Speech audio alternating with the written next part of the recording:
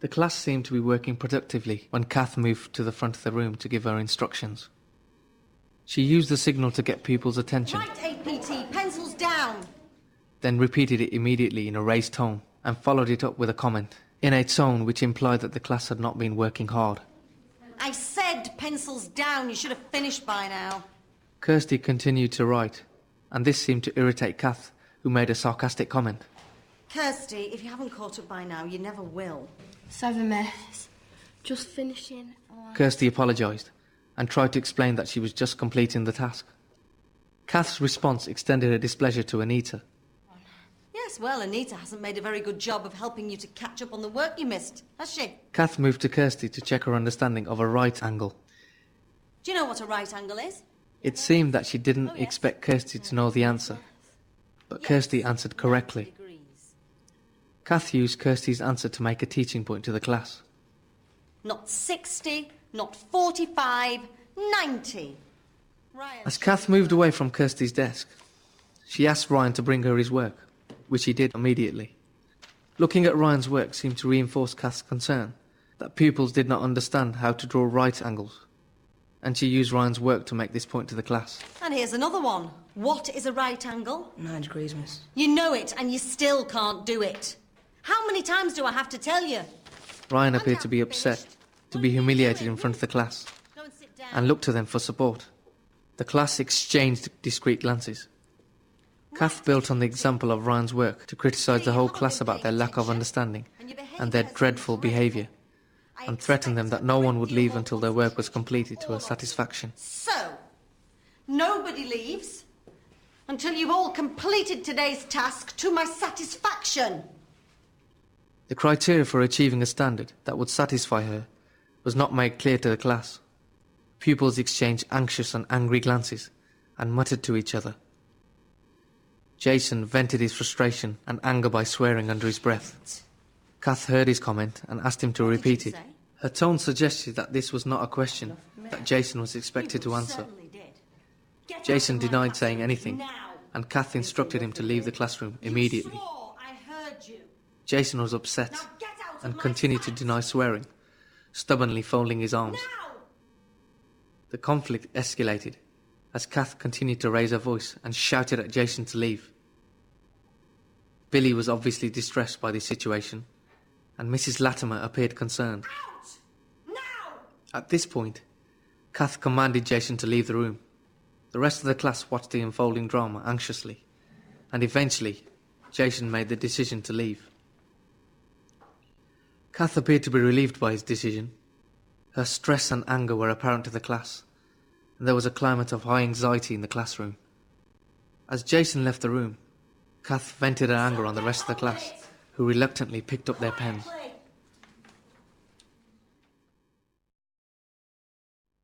So, nobody leaves until you've all completed today's task to my satisfaction. Shit. What did you say?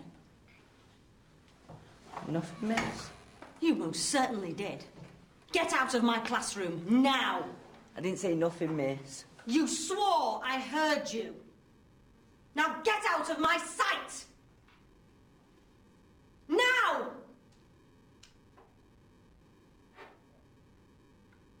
Out! Now!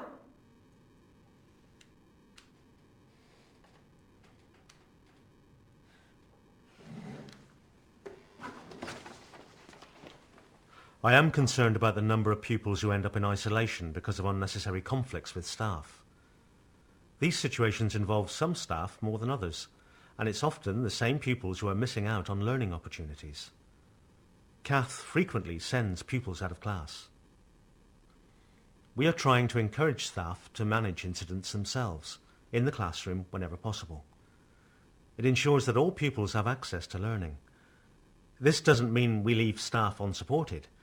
Our staff development programme aims to equip staff with the skills they need, and senior staff operate an on-call system to deal with any emergencies.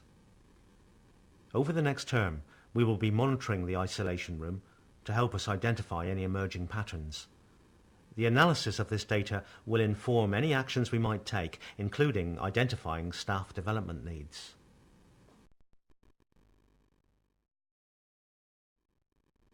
The serious confrontation between Kath and Jason followed a number of minor, unnecessary incidents and had a negative impact on classroom climate. Any one of these could have escalated into a serious conflict.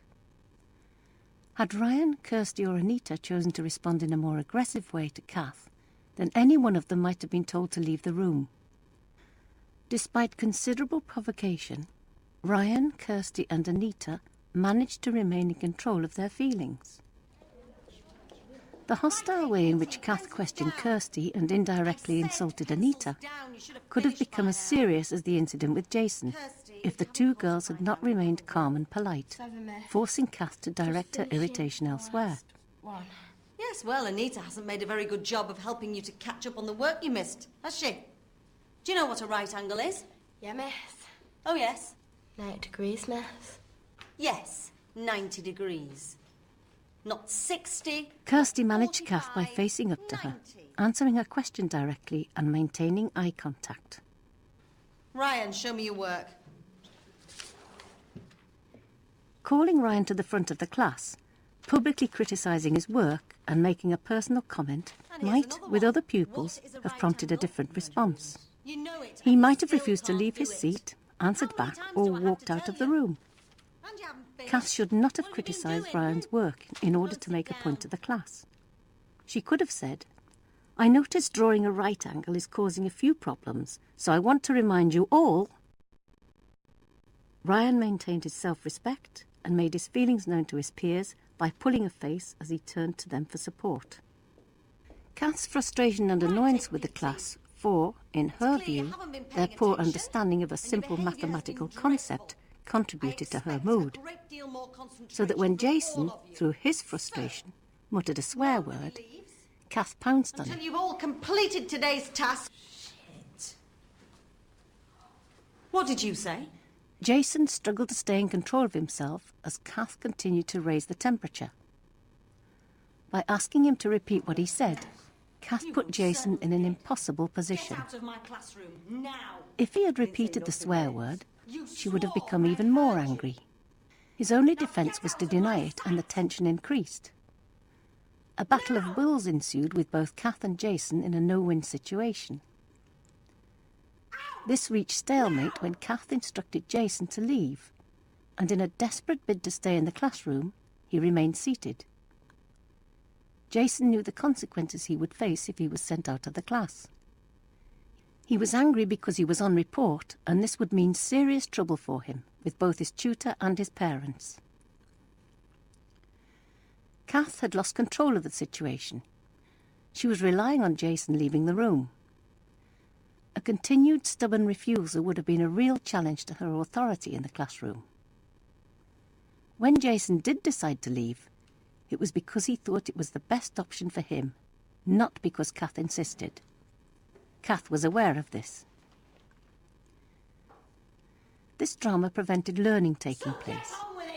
Emotions were running high, not just for Kath and Jason, but also for the rest of the class.